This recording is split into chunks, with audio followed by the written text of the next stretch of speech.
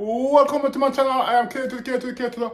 But welcome back to K-Bot Reaction. Today I'm going to check out this video. It's called 10 Dark Cartoon Series That Will Ruin Your Childhood. So without further ado, let's get into this video. Cartoons are perfect entertainment for growing children. With zippy music and outrageous action, they hold kids' attention and activate their imagination. What's on these? Some shows work to entertain kids and their parents by subtly adding in some very mature themes. Paying close attention to some cartoons can get dark. From a broken fairy family to bossing around babies, here are 10 dark cartoon theories that will ruin your childhood.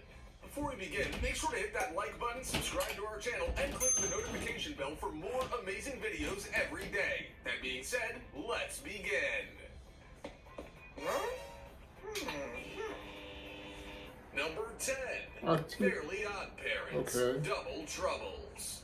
Timmy Turner is a neglected boy with a very active imagination. The show centers on the misadventures of Timmy and his flying magical godparents who grant his every wish. Cosmo and Wanda are loving godparents. However, their interference in Timmy's life usually goes wrong. It's not a far stretch to think that Timmy created them from his imagination because he doesn't get enough love, support, and guidance from his cold parents. Oh, really? But why are they so distant? Some superfans think Mr. and Mrs. Turner are wounded by a tragic past. There are subtle hints that Timmy wasn't the only child born to the family. Timmy may have had a twin sister. Here are the clues. In the episode Channel Chasers, we get a future look at Timmy's family, and he's got twins. Having fraternal twins is a hereditary trait, meaning his mom could have carried twins. Okay. If you listen carefully to the dialogue, you'll notice they call Timmy their only son, not necessarily their only child. Plus, look at how outrageously large his mom is in this flashback. There isn't a lot of material out there to cheer up bereft parents, and maybe creator Butch Hartman has used 16 seasons of the Fairly Odd Parents to help the people he cares about deal with loss. Number 9. The Rugrats are imaginary characters. Yeah, I heard about this one. This next theory makes more and more sense the longer you think about it. Rugrats centers on a group of babies that play together in their small neighborhood. We take for granted that all kinds of cartoon characters normally wouldn't talk. Animals, even cars have personalities in the animated universe. But Rugrats is so low on cartoonish action and high on realism, it does stick out a little that the babies talk. The only kids big enough to talk are Angelica and Susie. Consider this. Angelica, clearly a troubled child, made the babies up in her mind for someone to talk to and terrorize. How is it Phil and Lil are both identical and fraternal twins? Maybe Angelica doesn't understand the biology and just roll with it. The Pickles, Tommy's family, is dysfunctional. The patriarch Stu compulsively builds toys in his basement, a plausible obsession for a bereft dad. Same with Chucky's family. Chucky's dad Chaz is neurotic, and we know that Chucky's mom died in a car accident. Angelica's only real friend is Susie, who maybe tolerates her out of pity. Number 8. SpongeBob's Hometown is the bomb. Bikini Bottom is a tight-knit community at the bottom of the sea. It's home to SpongeBob, Patrick, and all the other crazy characters. One fan theory insists that this world is so crazy as a result of fallout from a nuclear explosion. The U.S. colonized a group of isolated islands in the Pacific Ocean called Bikini Atoll, anglicized to Bikini Atoll. In the 40s and 50s, the U.S. used these beautiful tropical islands to test bombs. 67 nuclear weapons were detonated there. The name of their town is one coincidence. In fact, the scandalous skimpy swimwear, the bikini, was named to piggyback off the controversy of the bomb testing. The other commonality supporting this fan theory is the constant explosions and the specific familiar form they take. Explosions on SpongeBob SquarePants look remarkably like the footage of the Bikini Atoll explosion. Sometimes this silly show makes such bleak points about work and life, it seems possible it could be a dark tribute. So did the radiation make all the characters so wacky? Maybe the pineapple symbolizes a fallout bunker. What do you think? Number 7.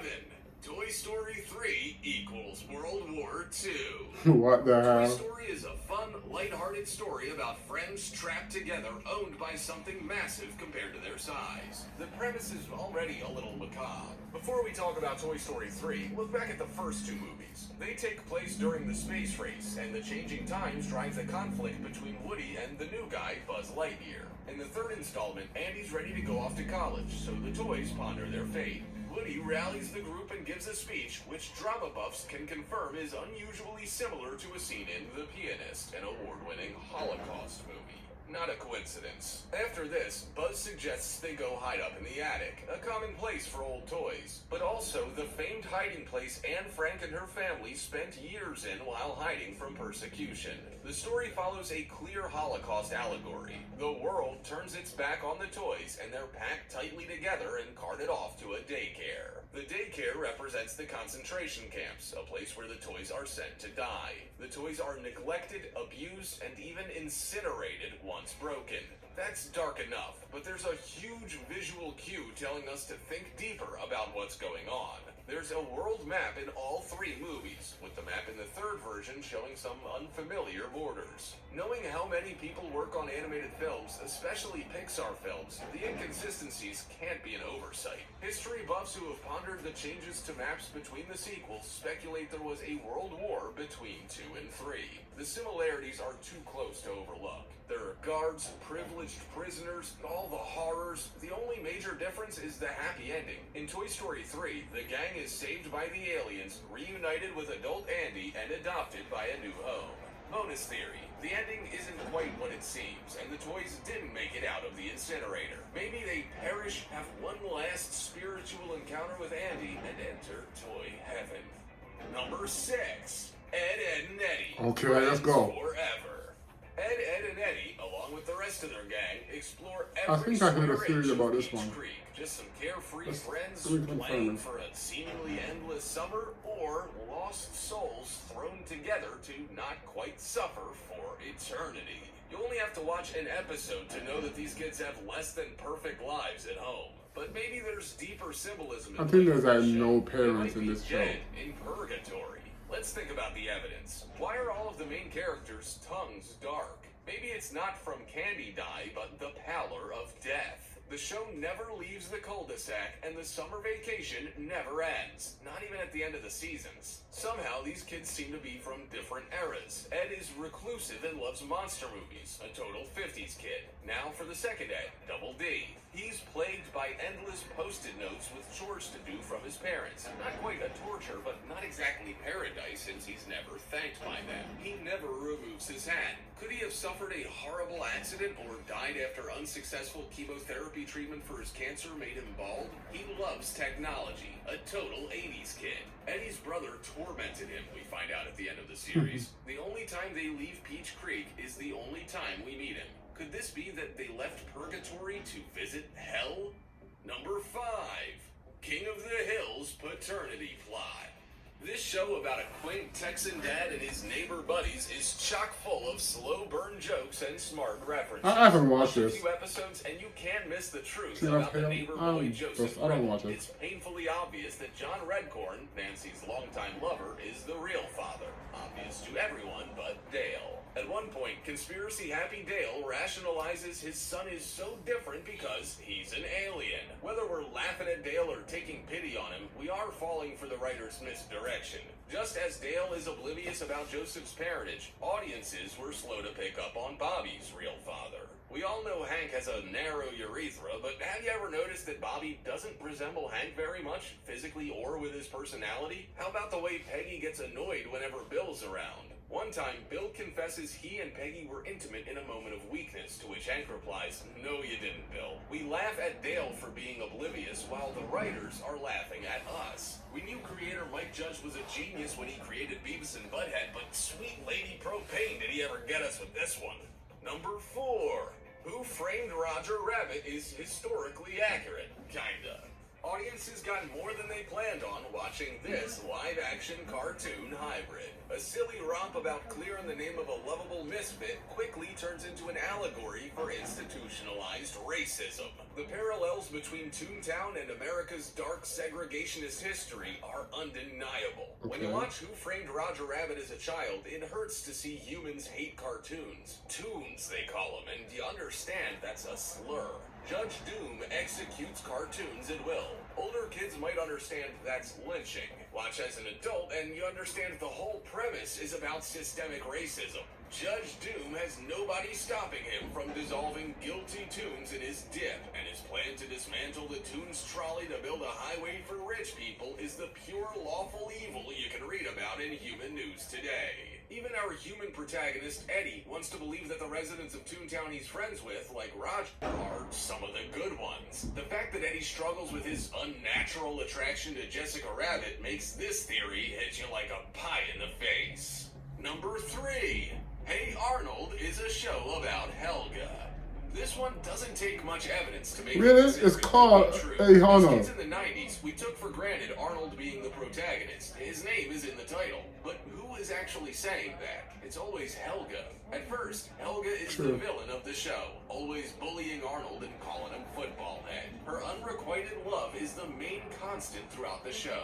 Most shows with bullies rarely, if ever, show their home life and explain why they're bullies. Nelson from The Simpsons has a neglectful family. Roger from Doug has a neglectful family. The Fonz, say it with me, had a neglectful family. It's a repeated trope that her father calls her only the girl, and both favor her big sister, Olga. For just a bully, that's a lot of backstory. It's unhealthy to teach kids that when someone's mean to them, it's because they like you. This cartoon takes this idea on directly. Eventually, Helga did confess her true, intense, poorly directed feelings for Arnold.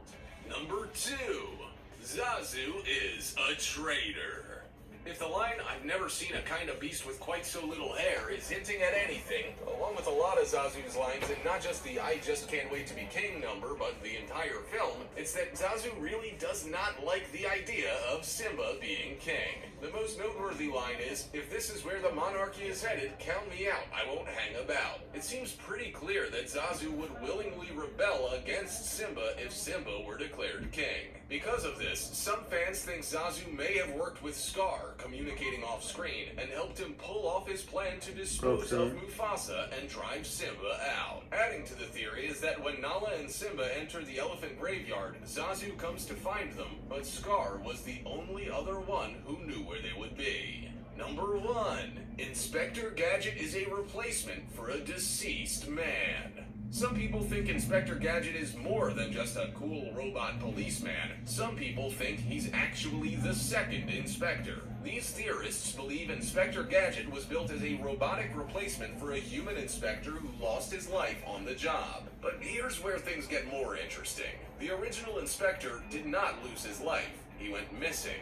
And upon finally returning home, horribly disfigured from the ordeals he... So, I guess that's the 10th whatever gonna ruin my childhood. It didn't ruin anything for me, to be honest. Did it ruin anything for you? Did any of these videos ruin your childhood? It did not ruin anything for me. But until next time, subscribe for the channel, hit the notification bell to get notified when I post another video. And most definitely drop a comment down below what you think about this video. People, smash that like button. Until next time, I'm out of here.